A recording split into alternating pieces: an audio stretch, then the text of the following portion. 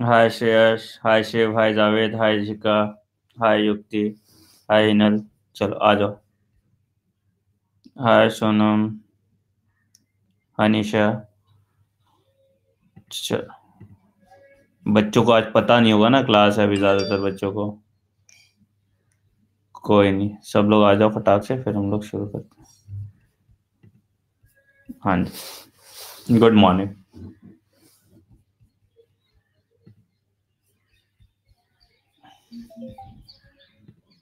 चलो। हाँ हाँ, हाय वैभव। चलो। हाँ, जल्दी जल्दी आ जाओ सब, फिर शुरू करते हैं। I think both option A and C are correct in this one. कौन से वाले में हिनल, जरा देखें। यार एक सीधा भेज दिया करो ना, शक्ल टेढ़ा हो जाएगा मेरा।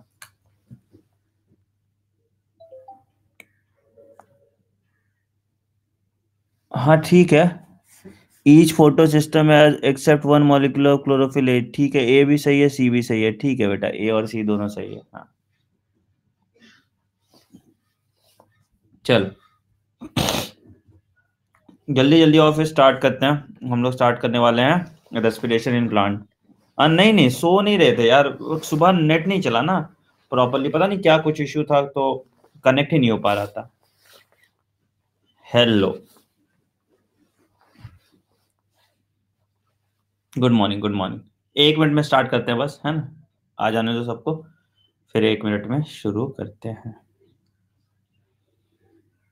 हाँ हाँ, हाय बेटा। लेट नहीं हुआ, हुआ क्या कि, अच्छा कोई बात नहीं, कोई बात नहीं ना, ठीक है।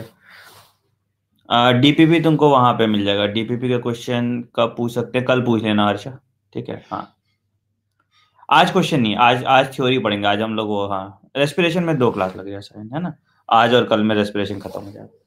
DPP Telegram group NEET plus daily practice paper, NEET plus Telegram group है, यहाँ पे आपको मिल जाएगा। ठीक है, NEETPLUS, नीट प्लस। ठीक है हाँ चलो। हाय जिया, चलो। Good morning, good morning. Photosynthesis का भेज देते बेटा, भूल गया था मैं भेजा। हाँ हाँ, नहीं भेजा है मैं, आज भेज दूंगा, आज भेज दूंगा। ठीक है, भूल गया था मैं। हाँ चलो, आगे बढ़ते, आगे बढ़ते। रेस्पिरेशन आज हो जाएगा, आज नहीं हो पाएगा, आज पूरा कंप्लीट नहीं होगा, आज आधा रेस्पिरेशन खत्म हो जाएगा। हाँ आज थ्योरी क्लास है, ठीक है, कल रेस्पिरेशन कंप्लीट हो जाएगा। ठीक, चलो स्टार्ट करते हैं फिर। तो हम लोग रेस्पिरेशन इन प्लांट्स देखेंगे। तो रेस्पिरेशन इन प्लांट्स में क्या है कि ब्रेकडाउन ऑफ सब्सटेंसेस। जैसे मान लो कोई भी सब्सटेंस है, कोई भी सब्सटेंस, क्या क्या सब्सटेंस है मेरा भाई। तो मेरा 2-3 सब्सटेंस हो सकता है। पहला सब्सटेंस मेरा हो सकता है या तो कार्बोहाइड्रेट,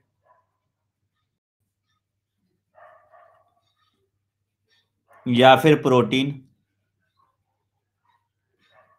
या फिर फैट। तो हम इन सब्सटेंसेस का ब्रेकडाउन करते हैं। हाय नबील, हम इन सब्सटेंसेस का ब्रेकडाउन करते हैं, जिससे हमको डिजायर्ड, कोई बात नहीं, जिससे हमको डिजायर्ड प्रोडक्ट मिलता है। प्रोडक्ट में क्या है, जो प्रोडक्ट मेरा है, जो बेसिकली हमको प्रोडक्ट चाहिए, दैट इज अल्टीमेटली क्या, carbon dioxide plus water plus ATP, right. This is the desired product that we gate.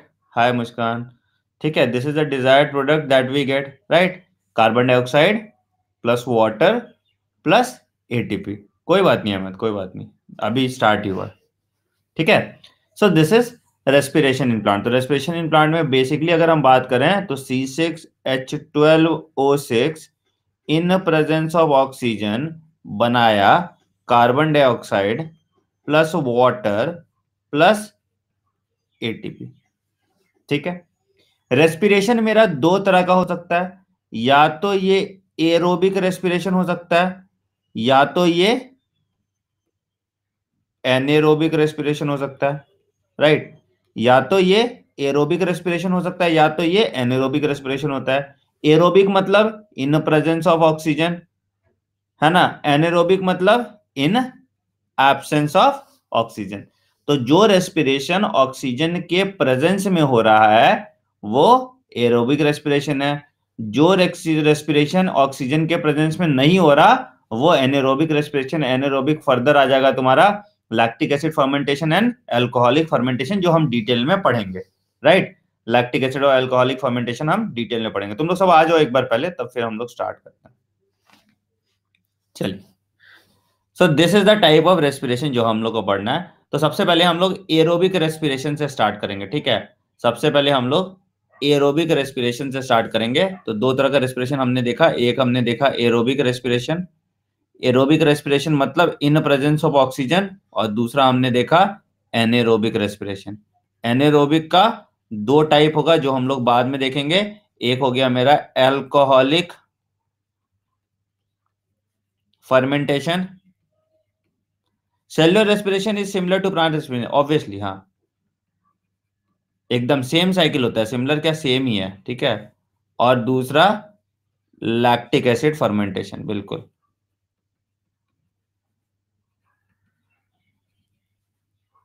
Fermentation, तो ये आ जाएगा तुम्हारा alcoholic fermentation and lactic acid fermentation, जो टाइप्स ऑफ रेस्पिरेशन में हमको पढ़ना है, ठीक है। तो अब आते हैं स्टेप्स और एरोबिक रेस्पिरेशन। क्या क्या स्टेप है भाई?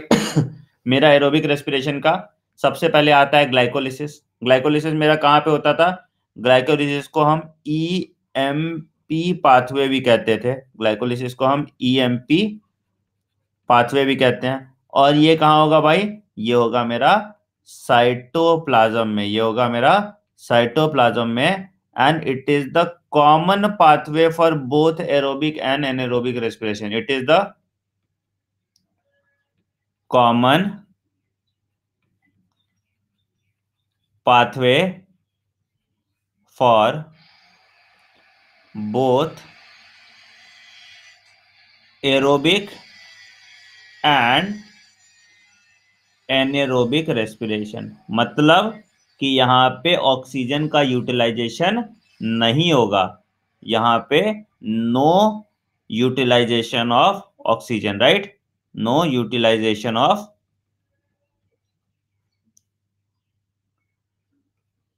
बेटा फोटो रेस्पिरेशन में नेट एनर्जी 0 होता है फरीन, ठीक है, और रेस्पिरेशन में तुम्हारा एनर्जी आता है ना प्रोड्यूस, तो इसलिए हाँ।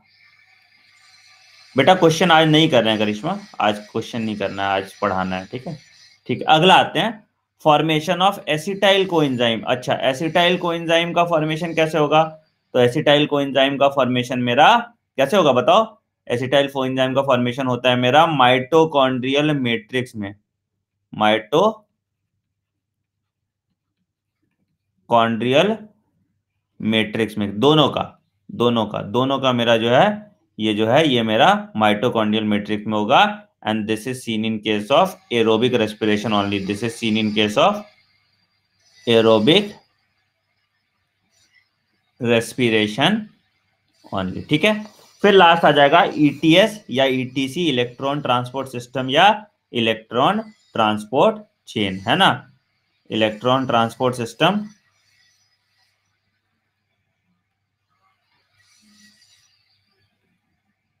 अभी बताएंगे। इलेक्ट्रॉन ट्रांसपोर्ट सिस्टम आप लोग को अच्छे से पढ़ाएंगे, या इलेक्ट्रॉन ट्रांसपोर्ट चेन, ठीक है।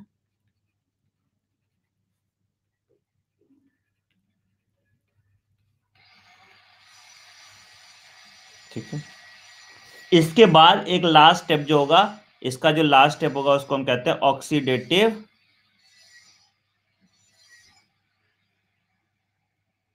फॉस्फोराइलेशन। हाय स्नेहिता, ऑक्सीडेटिव फॉस्फोराइलेशन। बेटा सुबह क्लास इसलिए नहीं हुई थी क्योंकि नेटवर्क इशू था, कुछ लग नहीं रहा था, कनेक्ट नहीं हो रहा था, इसलिए मैंने इसको रिशेड्यूल किया 11 बजे। कल से क्लास 8:30 बजे जैसे आपकी टाइम थी उसी टाइम पे कल से क्लास होगी, ठीक है। बेटा अब तुम डाउनलोड कर सकते हो, शुभम क्लास का पीडीएफ तुम डाउनलोड कर सकते हो, ठीक है। इसको हम कहते हैं ऑक्सीडेटिव फॉस्फोराइलेशन, ठीक। तो ये तुम्हारा हो गया एरोबिक रेस्पिरेशन, हाँ, ठीक है। रिफ्रेश करो, लैग चला जाएगा, ठीक है। तो ये ग्लाइकोलिसिस, रिफ्रेश करो बेटा, लैग चला जाएगा। Glycolysis, formation of acetyl coenzyme, TCS cycle या क्रेब्स साइकिल, या ईटीएस जिसको हम इलेक्ट्रॉन ट्रांसपोर्ट सिस्टम या इलेक्ट्रॉन ट्रांसपोर्ट चेन कहते हैं। These are the steps that will be occurring in aerobic respiration. ठीक है, चल क्या साइटोसॉल, साइटोसॉल बेटा हो गया ना, साइटोप्लाज्म के अंदर जो फ्लूइड है उसको साइटोसॉल कहेंगे, है ना। चल आगे बढ़ते हैं। पहला स्टेप जो हम देखेंगे, पहला स्टेप हम देखेंगे ग्लाइकोलिसिस। ठीक है, हाँ ठीक है स्नेहिता, पहला स्टेप जो हम देखेंगे इसको हम ग्लाइकोलिसिस कहते हैं। ग्लाइकोलिसिस 10 स्टेप का पाथवे है। ये 10 स्टेप तुम्हारे साइटोप्लाज्म में होते हैं, एंड यहां पे नो एक्सपेंडिचर ऑफ एनर्जी होता है, यहां पे नो एक्सपेंडिचर ऑफ एनर्जी होता है, no expenditure of oxygen, sorry, expenditure of oxygen. Trace element बाबू जो कम क्वांटिटी में प्रेजेंट है उसको ट्रेस एलिमेंट कहते हैं पूजा। ठीक है, नो एक्सपेंडिचर ऑफ ऑक्सीजन होता है। ठीक है, इसको हम कहते हैं एमडेम, मेयरॉफ और पार्नास पाथवे। ठीक है, अभी हुआ है बेटा, और पार्नास। ठीक है, तो ये तीन मिलके तुम्हारा ईएमपी पाथवे बनाता है, ये तीन मिलके तुम्हारा ईएमपी पाथवे बनाता है।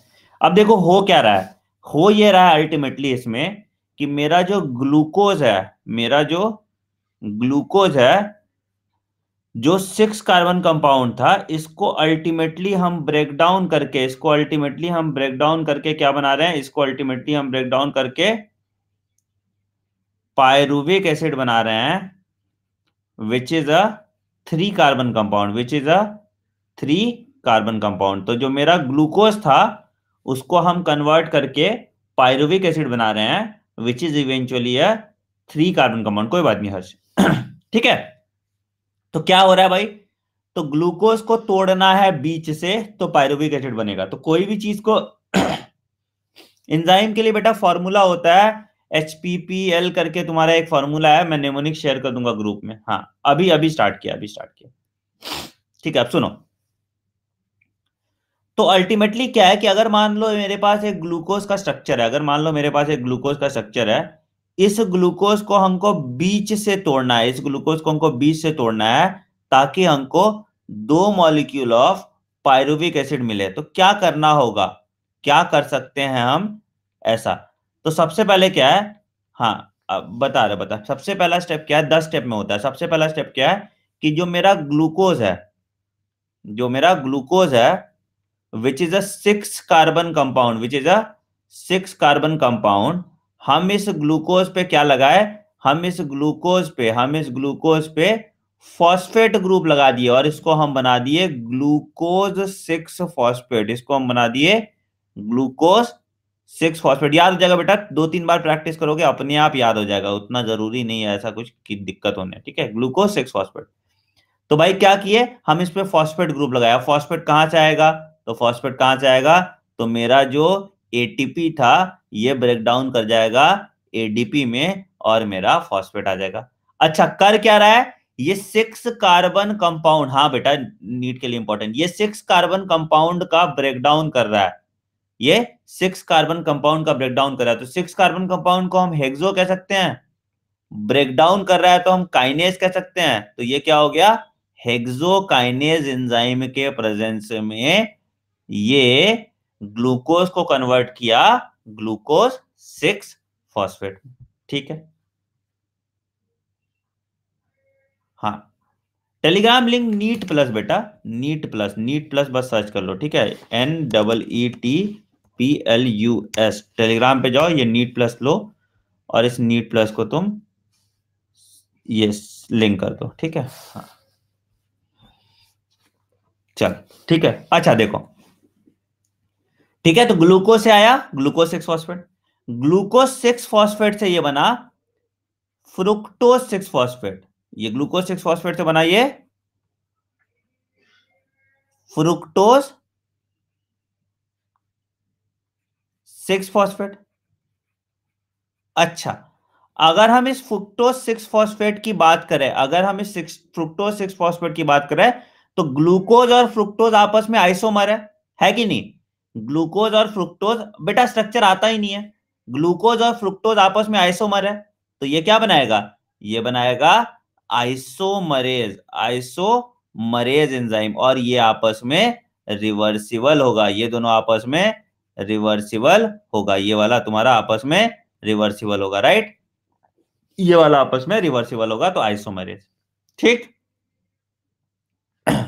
अगला, अब फ्रुक्टोज पे फिर से एक चुड़ैल लगा दो, फ्रुक्टोज पे फिर से एक चुड़ैल लगा दो। क्या लगा दे भाई?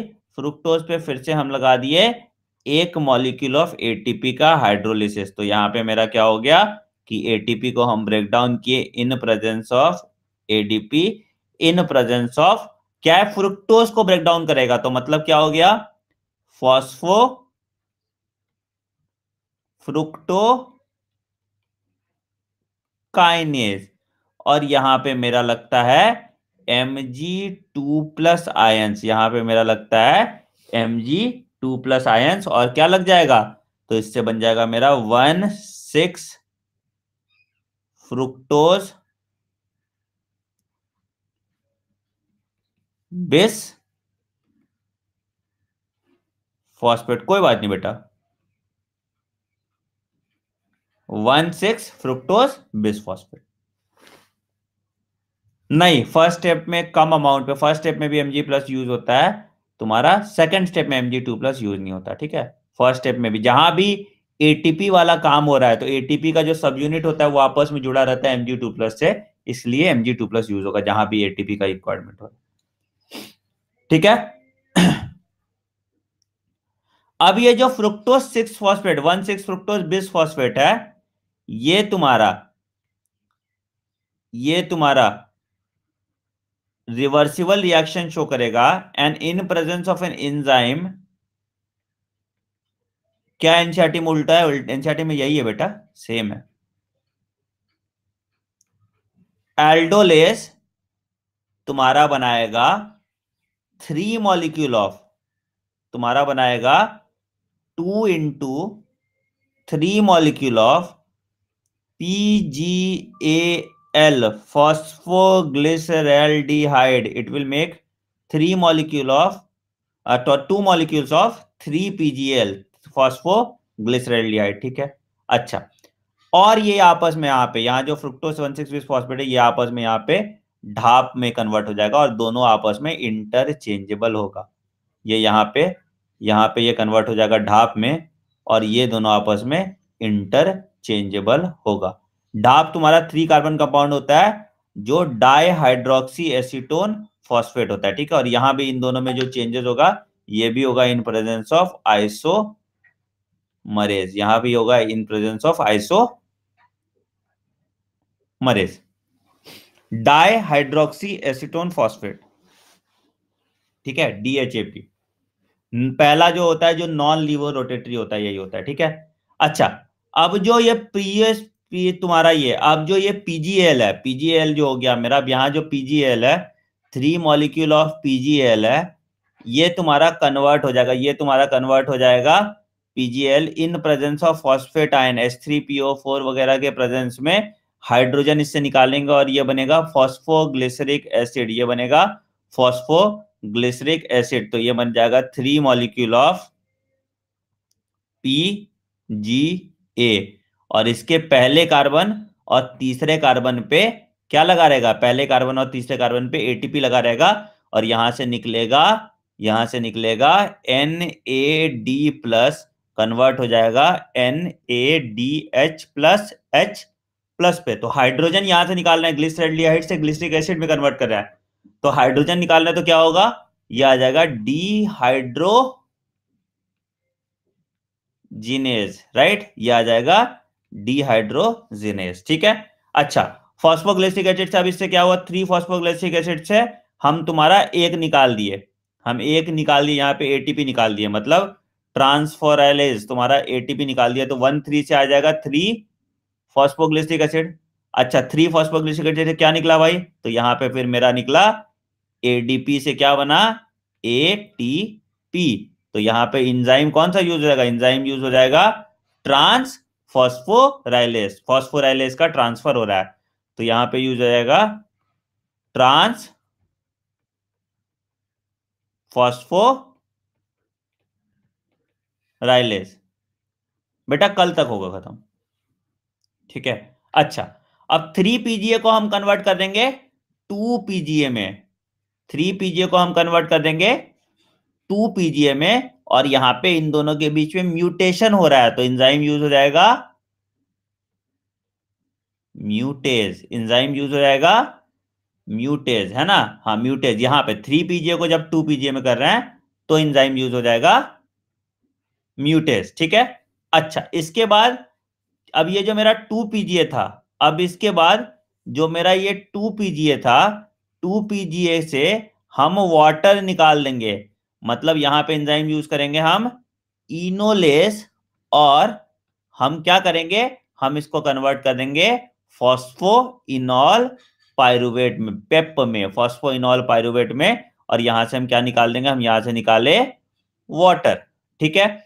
और फॉस्फोइनॉल पायरुवेट को हम ब्रेक डाउन करेंगे इन presence of pyruvic acid kinase. हाँ बेटा एंजाइम इंपॉर्टेंट है, इसका एंजाइम इंपॉर्टेंट है, उसका एंजाइम केल्विन साइकिल का एंजाइम इंपॉर्टेंट नहीं है, सॉरी क्रेब्स साइकिल का एंजाइम इंपॉर्टेंट नहीं है, इसका एंजाइम इंपॉर्टेंट है, ठीक है। तो मेरा क्या आ जाएगा, तो मेरा जो एडीपी था वो ब्रेक डाउन करके एटीपी बनाएगा, और ये बना देगा पायरुविक एसिड, ठीक है। बेटा पानी निकाले हैं, पानी निकाले हैं इसलिए इनोलेज यूज किए हैं, ठीक है।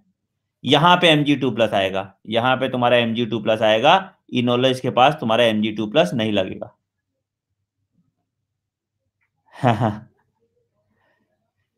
अरे वाह वाह सौरभ, ठीक है, यहां पे इनोलेज लग गया, ठीक है, तो ये आ गया मेरा पायरुविक एसिड। देखो, चलो, तो अब देखो, अब देखो ध्यान से देखो, फिर से देखो अब ध्यान से, तो क्या क्या हुआ भाई। ग्लूकोज से ग्लूकोज 6 फॉस्फेट, यहां पे एक मॉलिक्यूल ऑफ एटीपी बना।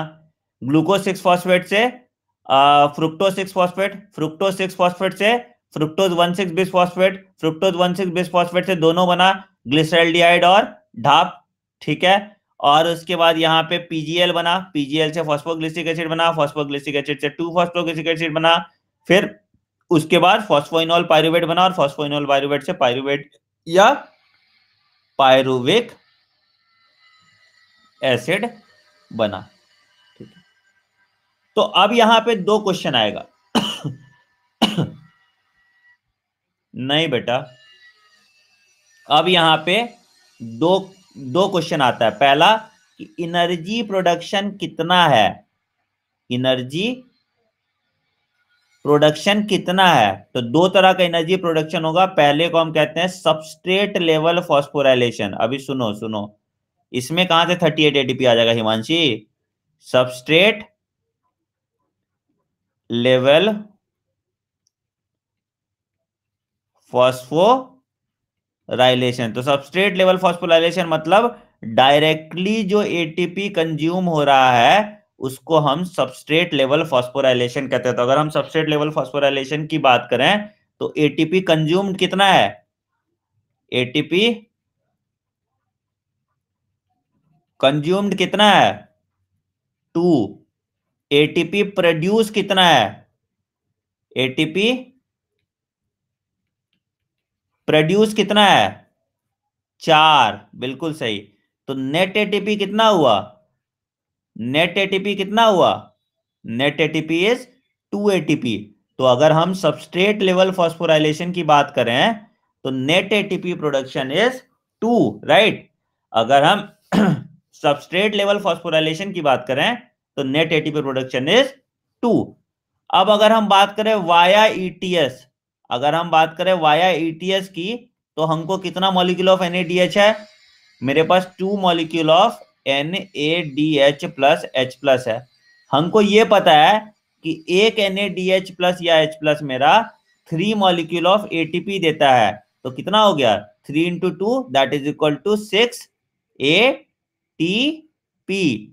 तो टोटल कितना हो गया, टोटल हो गया 6 plus 2 that is equal to 8 ATP। तो आफ्टर आफ्टर आफ्टर तुम्हारा आफ्टर ETS के बाद मेरा जो नेट एटीपी होगा 8 होगा। अगर सबस्ट्रेट लेवल फॉस्फोराइलेशन की बात करेंगे तो एटीपी प्रोड्यूस 2 होगा। ठीक है, तो सबस्ट्रेट लेवल फॉस्फोराइलेशन में 2 एटीपी, ETS के बाद तुम्हारा 6 2 8 एटीपी।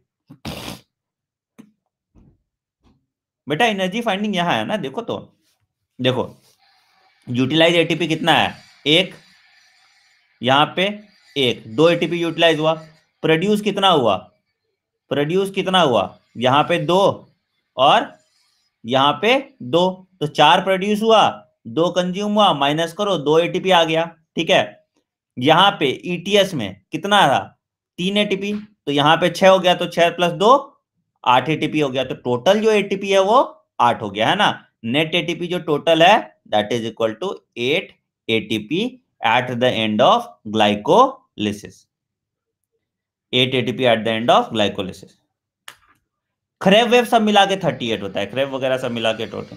2 मॉलिक्यूल है इसलिए करके, हाँ एग्जैक्टली एग्जैक्टली 2 मॉलिक्यूल है इसलिए यहां पे 2 2 किए हैं। ठीक है, हाँ चलो आगे बढ़ते हैं, बढ़े आगे।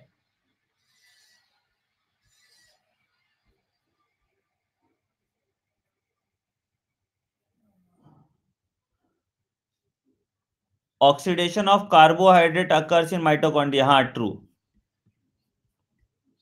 ठीक है, सबका ऑक्सीडेशन जो है तुम्हारा अल्टीमेटली माइटोकॉन्ड्रिया में होगा।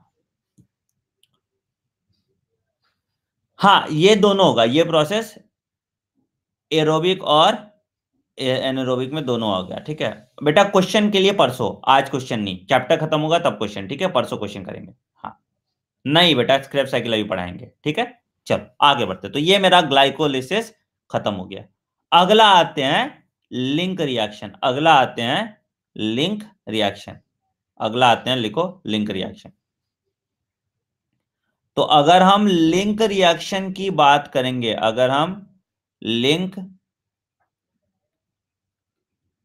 रिएक्शन की बात करेंगे तो लिंक रिएक्शन में मेरा क्या था कि मेरा जो 3 कार्बन कंपाउंड था, 3 कार्बन कंपाउंड क्या था मेरा, जो 3 कार्बन कंपाउंड था पायरुविक एसिड। ठीक है, तो पायरुविक एसिड का मेरा डी कार्बोक्सिलेशन होगा, मतलब इसमें कार्बन डाइऑक्साइड निकलेगा और मेरा क्या प्रोड्यूस होगा, मेरा प्रोड्यूस होगा acetyl coenzyme, acetyl coenzyme produce होगा which is a 2 carbon compound, which is a 2 carbon compound. तो क्या हुआ, यहां पे यूटिलाइजेशन हुआ ऑक्सीजन का एंड यहां पे प्रोडक्शन हुआ कार्बन डाइऑक्साइड का, यूटिलाइजेशन हुआ एटीपी का, और यहाँ पे कोएंजाइम फैक्टर आएगा और यहाँ पे प्रोडक्शन होगा कार्बन डाइऑक्साइड का, और यहाँ पे निकलेगा क्या, एनर्जी वाइज निकलेगा मेरा NADH प्लस H प्लस बनेगा, NADH2 मेरा बनेगा यहाँ पे इस केस में। ठीक है, तो मेरा 3 कार्बन कंपाउंड जो था वो मेरा कन्वर्ट हो गया 2 कार्बन कंपाउंड में इन presence of coenzyme factor and oxygen, और इसमें लाइपोलिक एसिड और टीपीपी काम करता है, तुमको पढ़ना नहीं उतना डिटेल में। ठीक है, ठीक है, हाँ पायरुवेट सर या पायरुविक एसिड एक ही बात हो गया ना बाबू, क्या डिफरेंस है पायरुवेट या पायरुवेट एसिड में। हाँ यहाँ पे Mg2+ होता है, लाइपोलिक एसिड यूज होता है, टीपीपी यूज होता है, बट इतना दिल पे इसको नहीं लेना है, सिर्फ इतना करके छोड़ दो। ठीक है, हाँ ठीक है, तो यहां पे एंजाइम जो यूज होगा वो यूज होगा पायरुवेट डिहाइड्रोजिनेस कॉम्प्लेक्स, सिर्फ एक एंजाइम नहीं होता, डिहाइड्रोजिनेस कॉम्प्लेक्स। तो लिंक रिएक्शन जो है ये आपका एरोबिक रेस्पिरेशन में होगा and this will occur in mitochondrial matrix. तो यहां पे एक NADH प्रोड्यूस हो रहा है, तो दो रिएक्शन 2 बार होगा क्योंकि 2 मॉलिक्यूल ऑफ पायरुविक एसिड है, तो कितना NADH प्रोड्यूस हो जाएगा, यहां पे 2 NADH plus H plus produce होगा, और इसके will eventually gives to 6ATP। हाँ बिल्कुल, एंजाइम इंपॉर्टेंट है, जो एंजाइम में लिखवा रहा हूं वो एंजाइम इंपॉर्टेंट है। तो तुम्हारा ये बन गया मेरा 6 ATP। तो अल्टीमेटली क्या हुआ, अल्टीमेटली अगर हम फिर से टेबल बनाए तो कुछ ऐसा का काम बना, क्या काम बना भाई, तो बना मेरा जो पायरुविक एसिड था, जो मेरा पायरुविक एसिड था, ये पायरुविक एसिड क्या बना भाई, ये पायरुविक एसिड कन्वर्ट हो गया एसिटाइल कोएंजाइम में। तो ये इंटू टू, ये भी इंटू टू प्रोड्यूस होगा, राइट। और ये क्या रिलीज किया, ये रिलीज किया NADH+ H+, it will release NADH+ H+, it will release carbon dioxide, it will release carbon dioxide, it will release, कोई बात नहीं सौरभ, सबका यही हाल होता है, it will release carbon dioxide. ये लिंक रिएक्शन माइटोकॉन्ड्रियल मैट्रिक्स में बेटा, ये लिंक रिएक्शन आपका माइटोकॉन्ड्रियल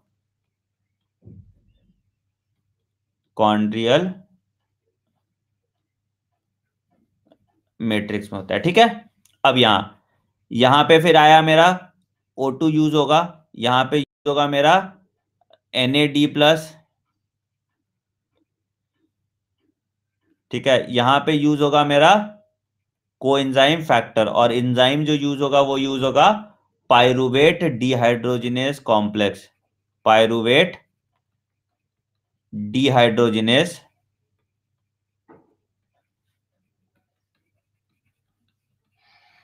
कॉम्प्लेक्स, ठीक है। अब देखो, अब देखो क्या हो रहा है।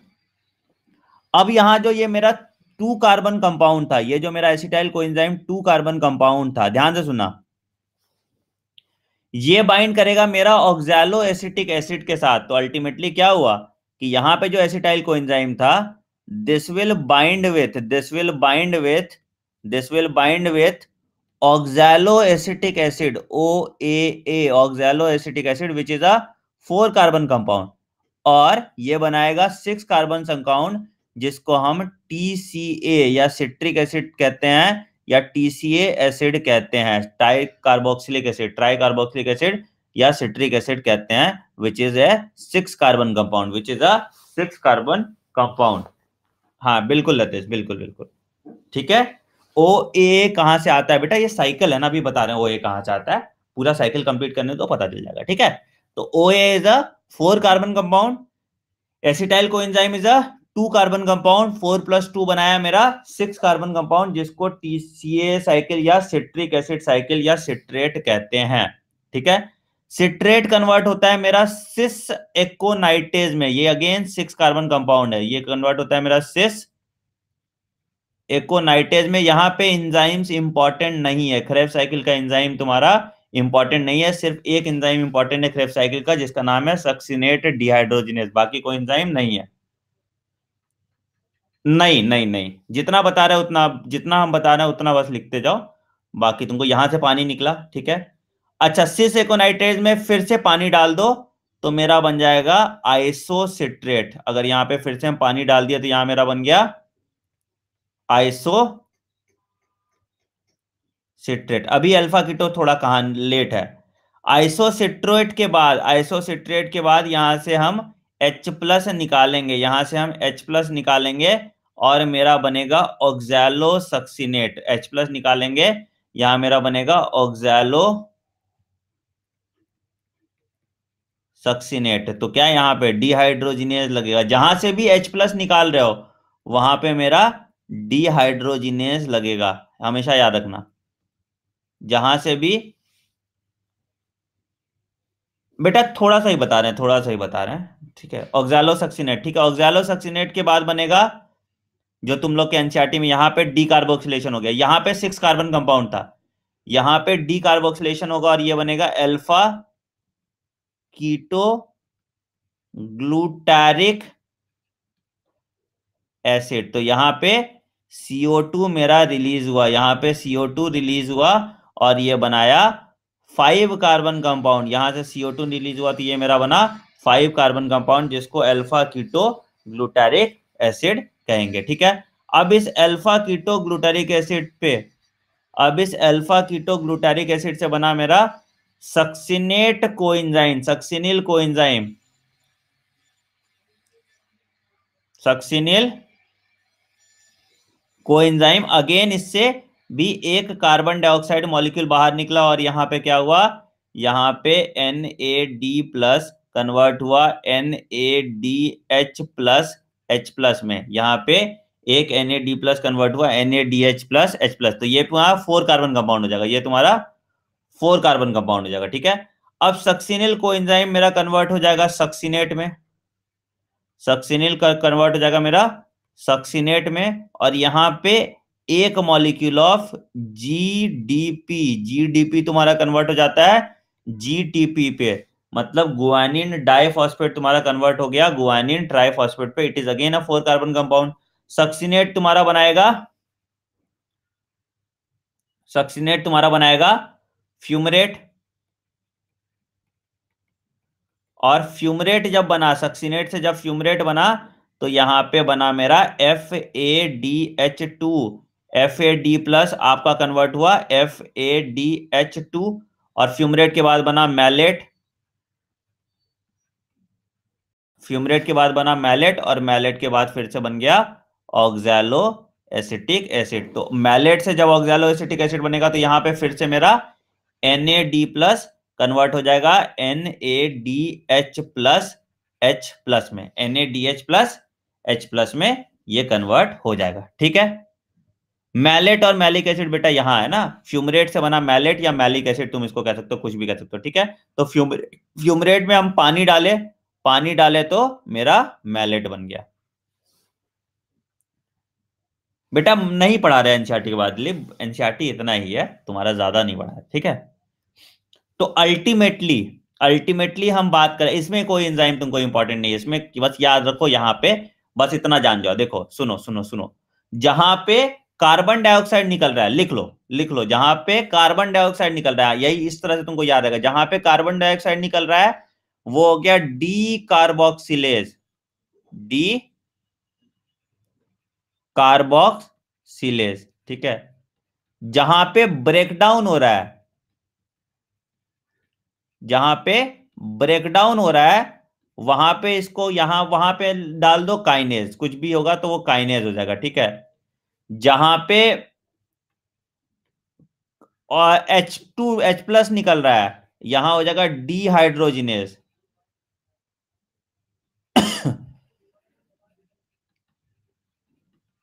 ठीक है, तो इस तरह से तुमको याद रखना है। ठीक है, और जहां आइसोमर है, जहां पे आइसोमर है वो तुम्हारा आइसोमरेज हो जाता है। तो इस तरह से तुमको एंजाइम याद रखोगे तो तुमको पता चल जाएगा। ठीक है, तो जहां भी तुम्हारा ये काम कर रहा है, जहां भी तुम्हारा हाइड्रोजन निकल रहा है, यहां हाइड्रोजन निकला डीहाइड्रोजनेस, यहां हाइड्रोजन निकला डीहाइड्रोजनेस, यहां हाइड्रोजन निकला डीहाइड्रोजनेस। ठीक है, ठीक,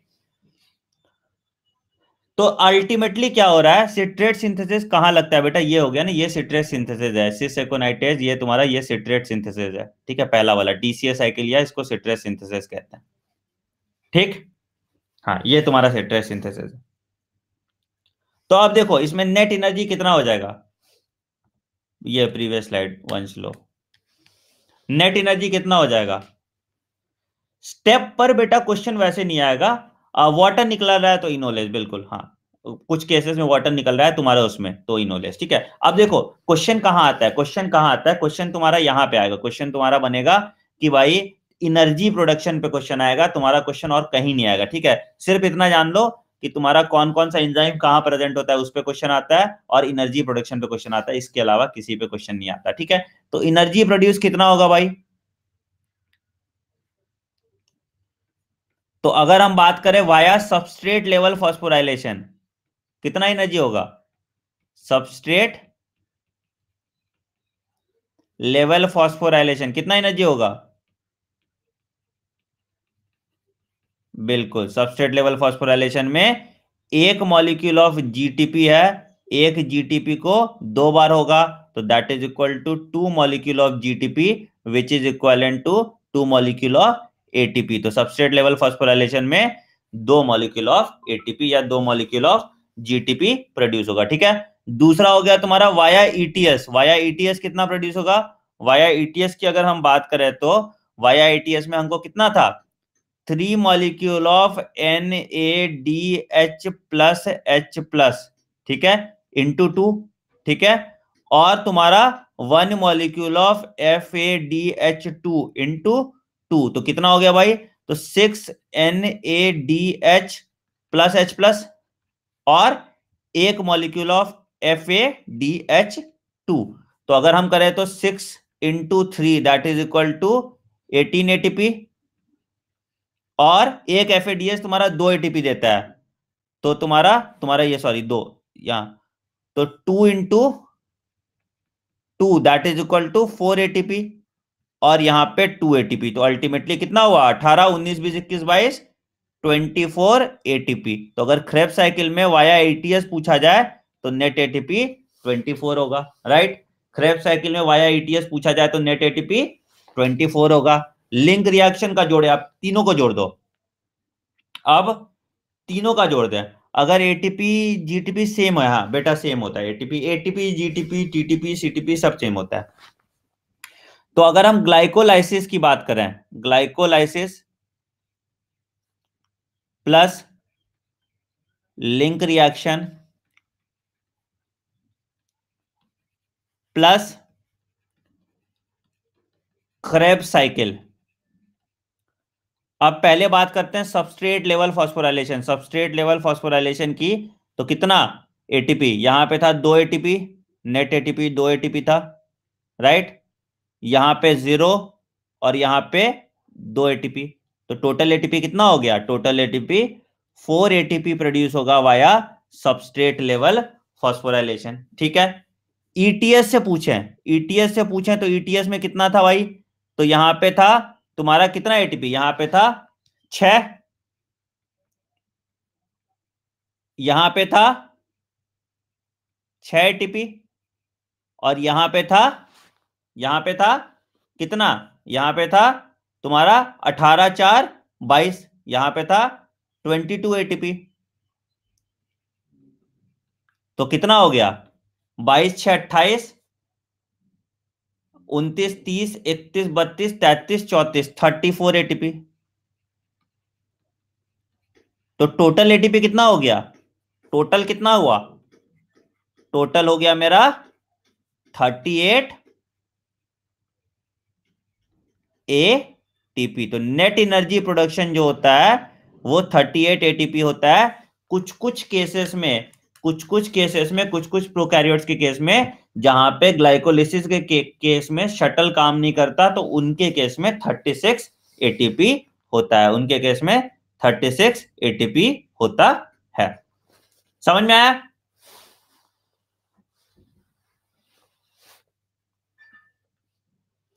कोई डाउट है तो पूछो। हाँ मोस्टली 38।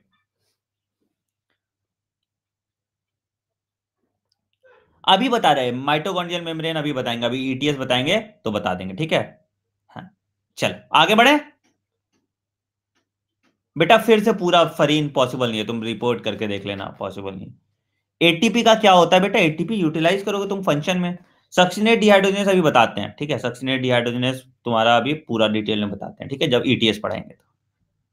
अगर क्रेब्स साइकिल पूछेंगे तो लिंक रिएक्शन इंक्लूड करना पड़ेगा? नहीं, लिंक रिएक्शन तुम्हारा अगर दोनों पूछेगा तब लिंक रिएक्शन इंक्लूड करना, ठीक है, ऐसे मत करना।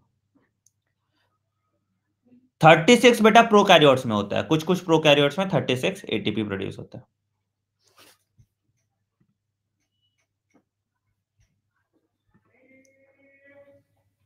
ठीक है हर्ष, ये साइकिल यूज कर सकते हो। चलो आगे बढ़ते हैं। लिंक रिएक्शन बता दिया ना बेटा, अगर 3 तुम्हारा पायरुविक एसिड है तुम्हारा ये बना तो 380, ठीक है। हाँ 24 क्रेब्स साइकिल में 24 एटीपी, क्रेब्स साइकिल में 24, लिंक रिएक्शन में टोटल 6 और ग्लाइकोलिसिस में 8 है ना। ग्लाइकोलिसिस 8, लिंक रिएक्शन 6 और क्रेब्स साइकिल 24, तो टोटल आ जाएगा तुम्हारा, टोटल आ जाएगा तुम्हारा 38, टोटल आ जाएगा तुम्हारा 38, ठीक है। चलो अगला आते हैं, अगला आते हैं, बहुत इंपॉर्टेंट है, अब ध्यान से सुनना थोड़ी देर मेरी बात, ठीक है, अब ध्यान से सुनना थोड़ी देर। ईटीएस, वही ईटीएस में कुछ समझ नहीं आता, सब समझाएंगे ईटीएस में, ठीक है, ध्यान से सुनना मेरी बात। हाँ, पायरुवेट से एसिटाइल कोएंजाइम को लिंक रिएक्शन कहेंगे। चलो अब ध्यान से सुनो मेरी बात। बेटा एरोबिक रेस्पिरेशन बताया तो 38 एटीपी है ना। चलो ठीक है, अब ध्यान से सुनो मेरी बात। अब आते हैं ईटीएस या इलेक्ट्रॉन ट्रांसपोर्ट सिस्टम या इलेक्ट्रॉन ट्रांसपोर्ट चेन। ठीक है, अब देखो क्या होता है। अगर हम माइटोकॉन्ड्रिया का स्ट्रक्चर देखें, अगर हम माइटोकॉन्ड्रिया का स्ट्रक्चर देखें, अगर हम माइटोकॉन्ड्रिया का स्ट्रक्चर देखें, तो मेरा माइटोकॉन्ड्रिया कुछ ऐसा होता है।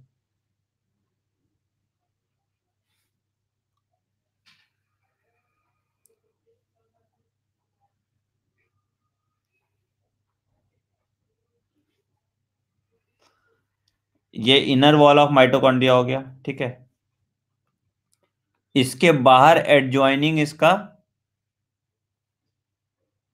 आउटर वॉल होगा।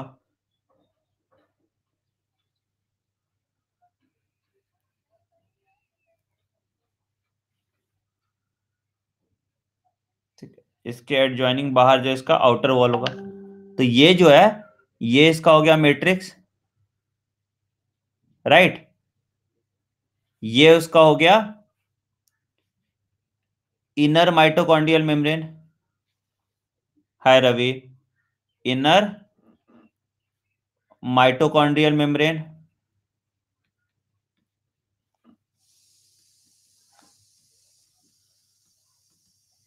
और ये हो गया इंटर माइटोकॉन्ड्रियल मेम्ब्रेन। ये हो गया इंटर माइटोकॉन्ड्रियल मेम्ब्रेन। ठीक है, तो बेसिकली क्या हो रहा है, बेसिकली सारा काम होके कहां तैयार है, मेरा इनर माइटोकॉन्ड्रियल मेम्ब्रेन में। हाय साहिल, बेसिकली सारा चीज कहां तैयार है, मेरा इनर माइटोकॉन्ड्रियल मेम्ब्रेन में सब कुछ तैयार होके बैठा हुआ है। क्या क्या बना था भाई, मेरा बना था NaDH+H+। ठीक है, मेरा बना था FADH+H+। ठीक है, तो हमको क्या करना है, इससे जो हाइट ये जो है, ये जो माइटोकॉन्ड्रियल मैट्रिक्स में, इसको हम इंटर माइटोकॉन्ड्रियल स्पेस में, है ना, इंटर माइटोकॉन्ड्रियल मेम्ब्रेन या इंटर माइटोकॉन्ड्रियल स्पेस में हमको लेके जाना है। ठीक है, ठीक है, यही लेके जाना है ताकि हम यहाँ पे प्रोटॉन का ग्रेडियंट जनरेट कर पाए, और जब ये प्रोटॉन का ग्रेडियंट वापस अंदर आएगा तो मेरा एटीपी का प्रोडक्शन होगा। तो अल्टीमेटली हमको ये क्या करना है कि H+ आयन का एक्यूमुलेशन यहां पे करना है। ठीक है, बेसिक कहानी ये है, बेसिक कहानी ये है। अब ध्यान से सुनोगे पूरी बात। तो हुआ क्या कि मैट्रिक्स से सुनो, मैट्रिक्स में जो मेरा NaDH+H+ था, इसको हम ब्रेक डाउन किए NAD+ में इन presence of an enzyme called NADH dehydrogenase complex. NADH dehydrogenase complex. ठीक है, याद रखना कि सारा एंजाइम इनर माइटोकॉन्ड्रियल मेम्ब्रेन पे होता है accept succinate dehydrogenase. All enzymes are present in inner mitochondrial membrane except hydrogenase, dehydrogenase, तुम्हारा succinate dehydrogenase। ठीक है, ये चीज याद रखना। ठीक है, हाँ चलो, तो अब देखो, हाँ एग्जैक्टली जैसे ऑस्मोटिक ग्रेडियंट बनाते हैं वैसे ही। ठीक है, एक्सेप्ट सक्सिनेट डिहाइड्रोजन। ठीक है, तो क्या हुआ भाई, तो NaDH डिहाइड्रोजिनेस तुम्हारा H+ आयन निकाला। ठीक है, अब ये H+ आयन यहां से, तो H+ आयन निकला तो इससे क्या निकला, इलेक्ट्रॉन। तो इलेक्ट्रॉन मेरा FMN पे गया। FMN is flavin mononucleotide. FMN is flavin mono nucleotide. और ये वापस फिर यहां से चला गया FES में। FES से चला गया ये यूबिक्विनॉन में। FES से चला गया यूबिक्विनॉन से यूबिक्विनॉल बना। ठीक है, तो यूबिक्विनॉन से ये बन गया यूबिक्विनॉल, और यूबिक्विनॉल से ये H+ बाहर चला गया। तो जब इलेक्ट्रॉन ट्रांसपोर्ट हो रहा है इनर माइटोकॉन्ड्रियल मेम्ब्रेन में, जब मूवमेंट ऑफ इलेक्ट्रॉन ट्रांसपोर्ट हो रहा है इनर माइटोकॉन्ड्रियल मेम्ब्रेन में, तो H+ आयन चला जाता है इंटर मेम्ब्रेन स्पेस में। ठीक है, जब ETS का ट्रांसपोर्ट, जब इलेक्ट्रॉन का ट्रांसपोर्ट हो रहा है इनर माइटोकॉन्ड्रियल मेम्ब्रेन में, तो मेरा क्या होता है, H+ जो है इंटर माइटोकॉन्ड्रियल स्पेस में जाता है। तो देखो पहला कॉम्प्लेक्स जो है, तो मेरा अगर हम कॉम्प्लेक्स की बात करें तो सबसे पहला कॉम्प्लेक्स जो है इसको हम कहते हैं कॉम्प्लेक्स वन। कॉम्प्लेक्स वन जहां पे है मेरा NADH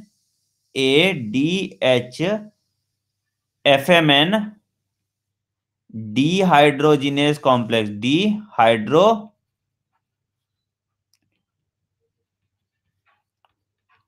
कॉम्प्लेक्स। तो हुआ अल्टीमेटली क्या, हुआ अल्टीमेटली क्या, यहां पे इस केस में मेरा NAD प्लस, तो जो मेरा NADH था, NADH प्लस H प्लस जो था ये कन्वर्ट हो गया NAD प्लस में, और इससे जो दो हाइड्रोजन है, दो हाइड्रोजन, दो मॉलिक्यूल है, तो two hydrogen plus two hydrogen यानी चार हाइड्रोजन जो है वो चला गया मेरा कहां पे, इंटर माइटोकॉन्ड्रियल स्पेस में। चार हाइड्रोजन चला गया मेरा इंटर माइटोकॉन्ड्रियल स्पेस में। ठीक है, तो ये चार हाइड्रोजन मेरा चला गया इंटर माइटोकॉन्ड्रियल स्पेस में। ठीक बेटा, दो मॉलिक्यूल है, दो मॉलिक्यूल है ना, तो एक से दो निकला, दूसरे से दो निकला, दो मॉलिक्यूल, दो मॉलिक्यूल है, दो मॉलिक्यूल है। दूसरा आएंगे फिर कॉम्प्लेक्स टू में,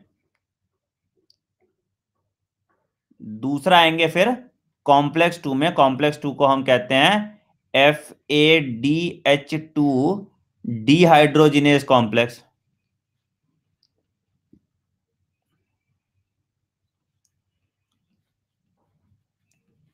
या इसको हम ये भी कह सकते हैं, या हम इसको कह सकते हैं सक्सिनेट डिहाइड्रोजिनेस कॉम्प्लेक्स।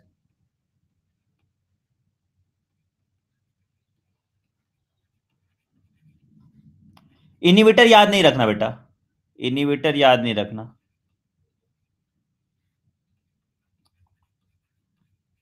सिर्फ साइटोक्रोम का इनिबिटर होता है तुम्हारा, वो साइटोक्रोम का इनिबिटर होता है तुम्हारा साइनाइड, बस उसको याद रखो। ठीक है, हाँ।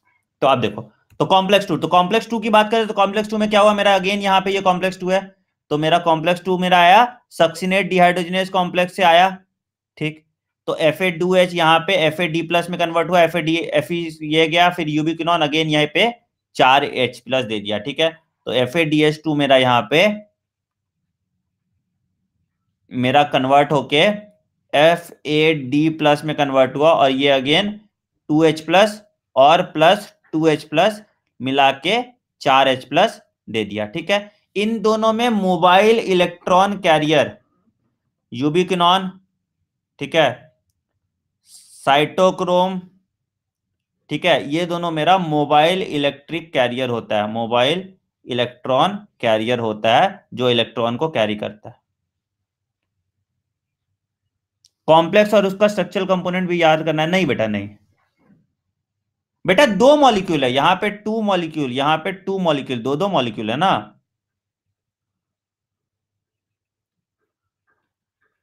ठीक है, तो ये तुम्हारा आ गया साइटोक्रोम में तुम्हारा मोबाइल कैरियर। ठीक है, फिर आ जाएगा कॉम्प्लेक्स थ्री। कॉम्प्लेक्स थ्री में क्या हो रहा है कि पहले साइटोक्रोम बी में जाएगा इलेक्ट्रॉन, साइटोक्रोम बी से फिर उसके बाद साइटोक्रोम, साइटोक्रोम C1 में, और साइटोक्रोम C1 से साइटोक्रोम सी में, है ना। कैसे हुआ भाई, तो देखो बी से C1 में गया, C1 से साइटोक्रोम सी में गया, साइटोक्रोम सी से, साइटोक्रोम सी से, साइटोक्रोम सी से फिर क्या जाएगा, कॉम्प्लेक्स फोर में चला जाएगा, साइटोक्रोम सी से फिर मेरा चला जाएगा कॉम्प्लेक्स फोर में। कॉम्प्लेक्स फोर में क्या होगा, कॉम्प्लेक्स फोर में मेरा साइटोक्रोम ए से गया A3, और A3 से गया वाया दो copper ion Cu2 plus ion के फॉर्म में ये बाइंड कर गया। रिफ्रेश करो, Cu2 प्लस आयन के फॉर्म में ये चला गया। अच्छा, Cu2 प्लस आयन के फॉर्म में गया, और अल्टीमेटली ये क्या प्रोड्यूस किया, अल्टीमेटली ये प्रोड्यूस किया बाइंड करके पानी। क्या हुआ, ये प्रोड्यूस किया वाटर। तो क्या हुआ, दो हाइड्रोजन प्लस आधा मॉलिक्यूल ऑफ ऑक्सीजन बनाया एक मॉलिक्यूल ऑफ वाटर। ठीक है, तो इन सब कुछ करने के बाद, इन सब कुछ करने के बाद, ये सारे रिएक्शंस करने के बाद क्या हुआ अल्टीमेटली, मेरा जो मैट्रिक्स था, मेरा जो मैट्रिक्स था, अगर मान लो ये मेरा मैट्रिक्स है, ये मान लो ये मेरा मैट्रिक्स है, ठीक है, ये वाला रीजन मेरा मैट्रिक्स है, और ये मेरा आउटर मेम्ब्रेन है, ये मेरा इनर मेम्ब्रेन है, ये मेरा आउटर मेम्ब्रेन है, ये मेरा इनर मेम्ब्रेन है, और ये बीच वाला मेरा क्या हो जाएगा, ये मेरा हो गया इंटर मेम्ब्रेन स्पेस, ये हो गया इंटर मेम्ब्रेन स्पेस। तो अल्टीमेटली क्या हुआ, मेरे इंटर मेम्ब्रेन स्पेस में H प्लस आयन का एक्यूमुलेशन हो गया, मेरे इंटर मेम्ब्रेन स्पेस में H प्लस आयन का एक्यूमुलेशन हो गया, और यहां पे एक बॉल ऐसा प्रोटीन चलने वाला एक प्रोटीन लग जाएगा, जिसको F0 और F1 प्रोटीन कहते हैं। ठीक है, तो यहां पे मेरा एक स्टॉक वाला प्रोटीन लग जाएगा, जिसको जिसको हम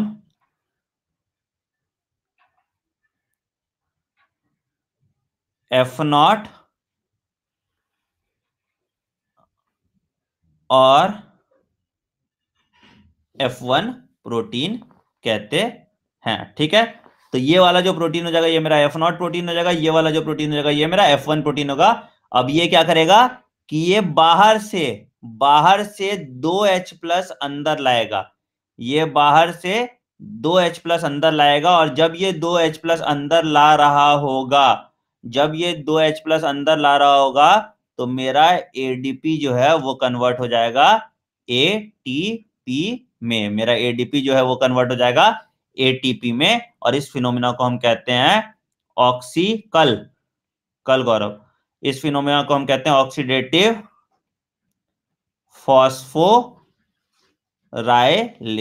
तो ये तुम्हारा हो गया ईटीएस या इलेक्ट्रॉन ट्रांसपोर्ट चेन, और इसको हम कहते हैं कॉम्प्लेक्स 5, इसको हम कहते हैं complex 5।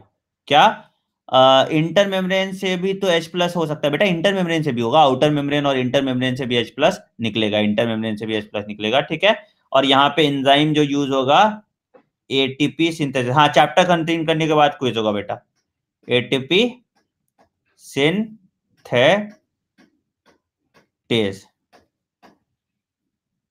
Difference between phosphorylation and oxidative. बेटा फॉस्फोराइलेशन में एटीपी बन रहा है, ऑक्सीडेटिव में ऑक्सीजन के प्रेजेंस में एटीपी बन रहा है। ठीक है, ठीक, कोई दिक्कत है तो बताओ, यहां तक कुछ समझ नहीं आया तो बताओ, फिर हम लोग कल करेंगे तुम्हारा रेस्पिरेटरी बैलेंस शीट वगैरह, जो हमने कर लिया ऑलमोस्ट, वो कल करेंगे रेस्पिरेटरी बैलेंस शीट, एम्फिबोलिक पाथवे, और थोड़ा सा बचा हुआ है फर्मेंटेशन। ठीक है, तो कल करेंगे। NADPH बेटा प्लांट में तुम्हारे फोटोसिंथेसिस के टाइम में होता है, फॉस्फेट ऐड होता है, और NADH यहां पे होता है। ठीक है, हाँ कल 8:30 AM, कल 8:30 AM,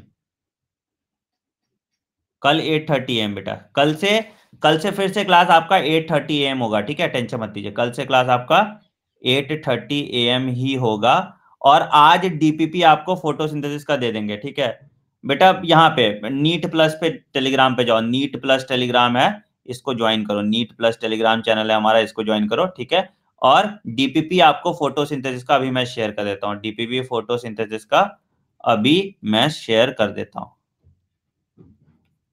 ठीक है, चलो bye bye, bye bye bye. ठीक है, फीडबैक जरूर दे देना, कैसा लगा आज का क्लास, जरूर फीडबैक देना। ठीक है, चलो बाय बाय। कल उसका क्या करते हैं, वीडियो देखने पे जो क्रेडिट मिलता है, तुम प्लस प्लेटफॉर्म कर दोगे तो उसमें अमाउंट तुमको मिल जाएगा, छूट जाएगा। ठीक है, चलो bye bye bye bye bye. ठीक है, और मुझे फॉलो कर लो, जो लोग मुझे अभी तक फॉलो नहीं करे, मुझे फॉलो कर लो अनअकैडमी ऐप पे। ठीक है, मुझे अभी तक जिसने फॉलो नहीं किया, मुझे फॉलो कर लो अनअकैडमी। चलो आई सी यू टुमारो 8:30 AM, कल 8 बजे, 8:30 बजे हम लोग मिलते हैं फिर से। चलो बाय, 8:30 AM ही क्लास होगा, 8:30 AM ही क्लास होगा। ठीक है, क्रेडिट में तुम्हारा अमाउंट कम हो जाता है बाबू, जब खरीदते हो प्लस तो अमाउंट कम हो जाता है। हाँ चलो बाय बाय बाय बाय।